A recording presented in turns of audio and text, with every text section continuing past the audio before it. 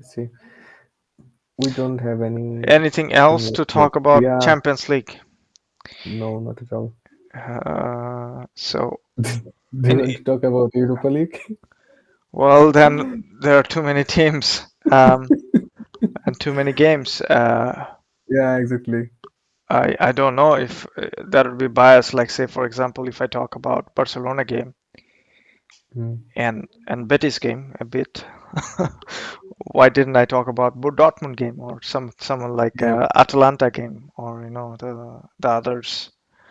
There are too many, or but Bayer Leverkusen game. Oh no, Leverkusen didn't play yet, but Leverkusen looks in very good form yeah, so far. in the Um, Bundesliga the thing is that like, let's talk about this favoritor of this tournament. for Europa League. Yeah, who do you think? It has to be Sevilla first because of the tradition of them. Uh, Europa League and Sevilla goes hand by hand, and you have to respect them for at least for that tournament. Uh, Yeah, to me, Sevilla is right there as a favorite. Can they do well? and they have experience also, like The winning this coach tournament. has also won that with Sevilla uh, Europa League and Lopetegui, and he's a good coach. But what I'm saying is, can they do it? Because this time around they're challenging La Liga as well. So can they push in both front? That's my question, and it would be interesting to see because there were a lot of injuries. If you remember, Sevilla had like eight to Yeah, yeah, 10 players were out, and it's still fascinating they have that many players available and can still find a way to team together. There are good points about the Sevilla team, how they play and how they, especially against, if we can we say this Europa League is mostly kind of outside of the top elite. Um, yeah. Of course, yeah, we can. it's almost like a mid mid towards high range sort of teams Yeah, play there, and Sevilla does very well normally against any of those teams. I know historically, yeah. um, Sevilla does struggle whenever they play like say Bayern Munich or PSG or Real Madrid.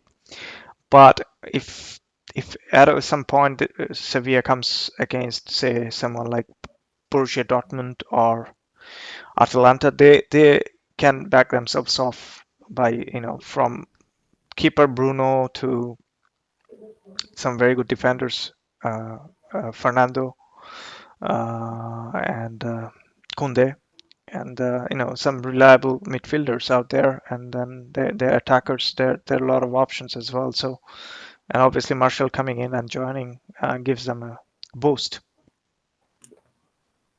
Well, for me, I don't know. Like,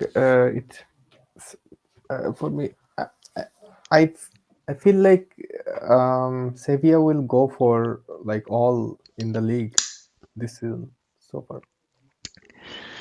Yes, but let's see. That's it. Somehow I don't know how Real Madrid did this evening, but yeah, you're right. I think there's a four point difference between them. Yeah, Uh, and if Real Madrid made progress in the Champions League, there are some chance actually right there. so Real Madrid won today, so yeah. So still there's a bit of gap, and Sevilla needs to push up. We talked about Anthony Martial. Yeah. Like, do you think like we you talked about his impact in the team? Do you think it will make them a little bit more favorite in the? He definitely gives them something that they don't have, like some kind of real skillful pace through the middle. Like they have really good pace on the side with Ocampos Yeah, and Acuna. that flank looks great because Acuna loves to overlap. And Ocampos is a very direct player, and I think like he's one of the most underrated player in La Liga so far. yeah, we can say that.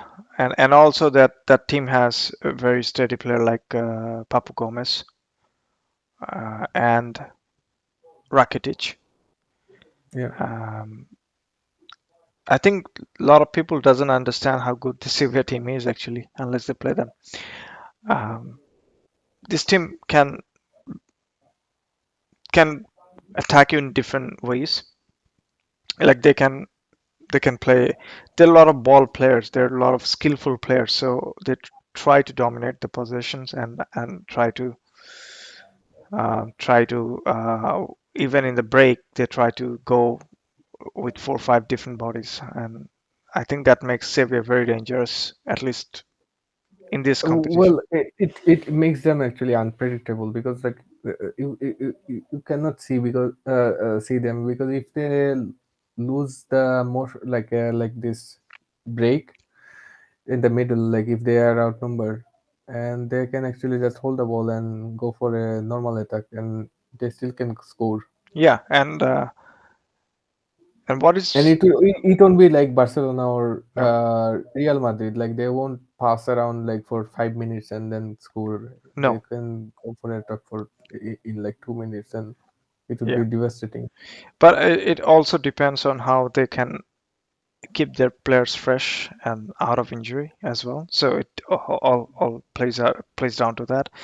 But Sevilla has a very reliable team. So other than Sevilla, who do you think can really go and challenge them in? Well, one match was like really interesting. Sociedad versus Leipzig. Okay, and It was actually like ended in draw 2-2.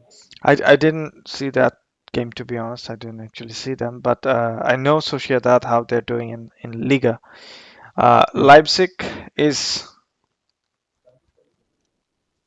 It is not the same actually, but no. still they are playing quite well so far in this Europa League.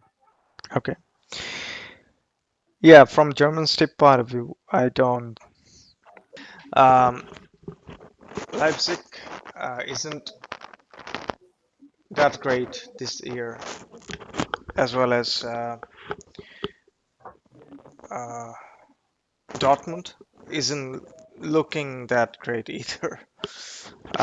So I was watching the German teams, and I thought Bayern Leverkusen actually has a very good chance if they can go on and do really well. Well, their team is seems a little bit more balanced right now than even than Dortmund. Yeah, they can actually go Yeah, forward. but But from huh? go ahead. Sorry. Okay. Were you impressed by Sociedad? Well, I don't know. Like the home match will be in Spain, so I would actually favor them. And but the thing is that like with all those teams, like they seems the same. Um, uh, they're not like a clear favorite. Like 4 or 5 teams can actually win this tournament. Yeah, Um, yeah, and I and think one of the Barcelona like and Napoli, whoever comes out of it, yeah, will I don't be. think I don't see actually Barcelona coming out of it from Italy. So are you saying that Barcelona will be knocked out against Napoli? Yeah, so far, like I don't see them actually. Oh wow. I didn't expect that from you. I thought Barca played really well against Napoli in the first leg. Uh, Well, they did actually, but the thing about Napoli is that like well yeah, we know this problem. Like we talked about this in our show like probably 3 4 times as the season I don't know. Moving forward, Napoli gets a little bit tired, but they're when they're playing in at home, it's like almost impossible. Yeah, impossible for any team to beat them. And the thing is that like they're playing in Camp Nou, and I think probably one of this reason they weren't actually that transitional as they were in the league. Um, And also, a lot of the thing depends on how Osimhen plays. If he got injured very early and he was yeah, out of the game, right? So that took yeah. the almost break. Actually, he was injured before the game. Yeah, he was playing with injury with Yeah, against Inter Milan, and he played really well. yeah. So yeah, it is going to be interesting how Napoli comes up against Barcelona. I think first leg they've given Barcelona a bit too much respect. Um, let's Also, say, they let Barcelona to play in the middle. I don't think they will get this space, especially they were actually a little bit surgical. That's why I was talking about this left-footed midfielder earlier. Um, I felt like this in the middle of the game because what do you think about the goal of Zielinski? Zielinski. Uh, I think he got so much time to come back and almost played as a 1-2 after the save. yeah, the thing is that like he is supposed to guarded by Gerard Piqué, and we know how he's doing so far. Um, when the ball was coming back, like Piqué's eye weren't, like he weren't actually looking at the ball, like where this ball going. Like if you are in the box, if you are a defender, you must have to always look for the ball, um, make movements, Or the and run of the forwards. yeah, either one of them. And also, Jordi Alba was in the left so far I remember, and he was actually like tracking back.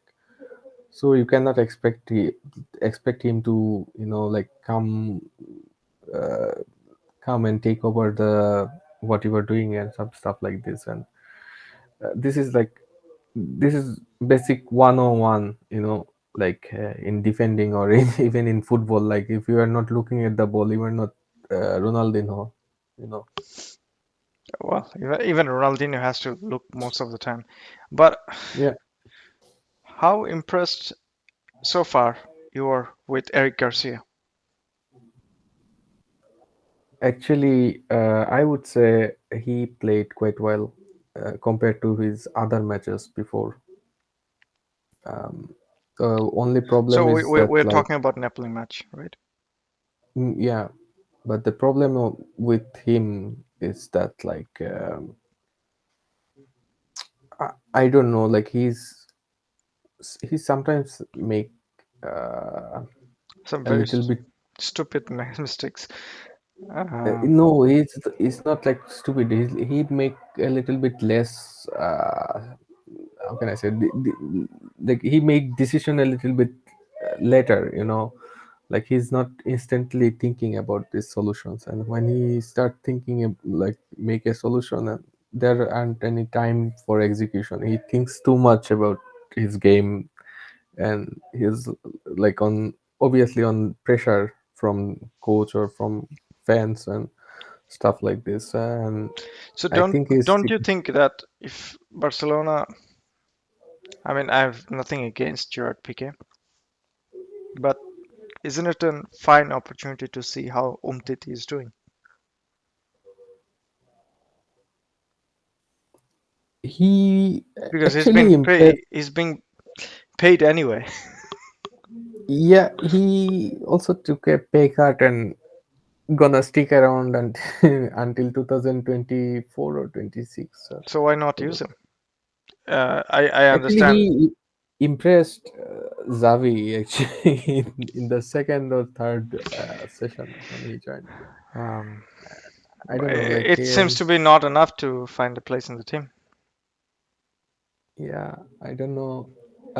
I think it's uh, because of his passing ability, you know, True. and also if you are playing with Gerard Piqué in the middle, you need a fast defender, whoever he is, you know. Covering. Yeah, and so far Longley is out of the equation because of injury and like formlessness and something like this. And I don't think actually Xavi has a choice so far. Yeah. And Uh, also, I noticed some thing about Gerard Piqué. He actually missed couple of balls, like a couple of pass, you know, like a mid-range pass to the midfield. Like it is so unusual to see Piqué is doing those sort of stuff, you know. right. I think one of the reason PK is still there, except being the leader, is his passing ability at this point and his sense to who is getting free, right? Because Yeah, he- he's always been used, even by Pep Guardiola, as extra passer from midfield. But I think somehow that has deteriorated as the time progressed. yeah, and the thing is that like they scored only because of this players. Yeah, there aren't any like great defenders or anything Right. or any center back. So Napoli, if they go on, how Sorry. much if Napoli goes on, because it's a Yeah, 1-1 game yet, right? So if Napoli yeah, knocks Barcelona out, aren't they one of the top candidates of Europa League? yeah. They will be actually, but But they're we chasing. So sorry, they're not chasing. They're right now potentially in number one in Serie A.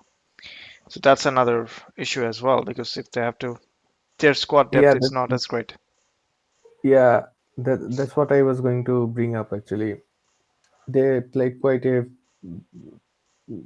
bit of games the past few 2 3 weeks, so Barcelona still have some sort of chance. Yeah, that's true. Who else? Any outsiders like Real Betis Could be. or someone like Atalanta? I don't know. Atalanta. Atalanta. Actually, I would love to see them in final. Yeah, Atalanta. at least. Yeah, that team comes up with something very interesting. But again, it is quite a good tournament if in terms of teams this year, at least. Uh, Yeah, also, some of the also fixture with techniques and some coaches are there. exactly, and not saying. I mean, obviously, Haaland is not going potentially not going to play for Borussia Dortmund, but if and Dortmund's form has been very awful of late as well. So I wouldn't really talk. I mean, I would not say them as one of the getters of this Europa League. I don't see them going far. Even I don't know, they miraculously win against Rangers and like score 3 goals and go to the next round. I don't see them actually because they are so inconsistent the whole season. Yeah. Um, it's not. Look, I don't like them to play in the quarterfinals or even in the, yeah, even in Okay, the quarterfinals. that's uh that's the Europa League contenders right there. We have Sevilla. We have who else we spoke? Napoli. We spoke about a little bit about potentially Sociedad and potentially Betis and Atlanta. There's Funny thing is that like Luke De Jong could start against Napoli next week. he can start. So or he may start. I don't know. So yeah, a lot more crosses. Yeah.